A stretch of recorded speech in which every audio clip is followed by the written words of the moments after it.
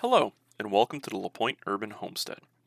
Today we're talking about 5 tips that we wish we knew as first-time gardeners and hoping to share some of those with you. Number 1. Start small. When we started our first year gardening, we definitely went knee-deep and didn't realize the scope of work possibly involved. We have since grown further, but now have a better grasp on what we need to do to maintain everything here on the homestead. I would recommend for those first starting out to start with a small garden and get used to the commitment and work involved. Small raised bed or maybe a half dozen or dozen garden containers are a great start to learning this useful skill. Number 2, plant what you eat. Seems like it makes sense, but once the gardening bug hits, because it will, you will buy all the seeds and all the plants, and you'll end up with some plants you've never eaten before, which isn't a bad thing, or some, unfortunately, that may go to waste.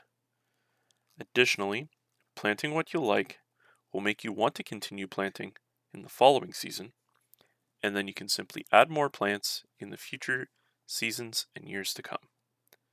It also gives that sense of accomplishment when you're eating something you've actually grown yourself. Number 3, labeling your plants. I don't know how many times, even now, that I forget the label, and when the plant's growing, it becomes a question of, what was that again? I found reusing yogurt containers or food grade plastic cut into little strips are an excellent little alternatives to using wood or bamboo options. I just take them with a little Sharpie, write what the plant is on them, and stick them in. They can also be reused in the future seasons, and when they're growing at the seedling, or early growth phase, I usually label the whole tray. And then once they're separated out at the larger phase, I go ahead and individually label each plant. Number 4, consider the environment and your environment.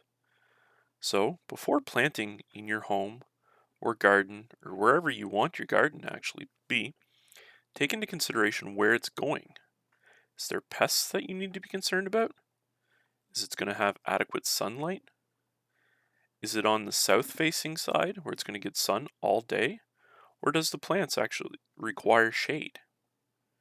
What about the nutrients in the soil or your soil's pH level? Is it hard soil? Clay? Does it require any type of supplements to improve it? Thinking too about if it's going to be a no-till garden, a raised bed, a horticulture bed, or maybe just simply container gardening would work best in your situation. We will cover another video in the future about some of these different gardening and container options. But, like anything else, do your research before getting started, as it will save a lot of headaches in the long run for what works best in your area and within your environment.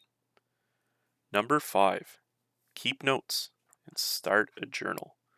Since the first year, I've kept a journal with notes, planting dates, when the plants were made, they were started, when they were planted out, what was the different phases, what worked, and even better, what didn't. It's a great reference material to reflect on and plan during the winter and through future years. I've used mine every year to help me plan, and it's also a nice way to look back and take notes of the mistakes and fun I've had along the way. What tips would you give a first-time gardener? Put it in the comments below.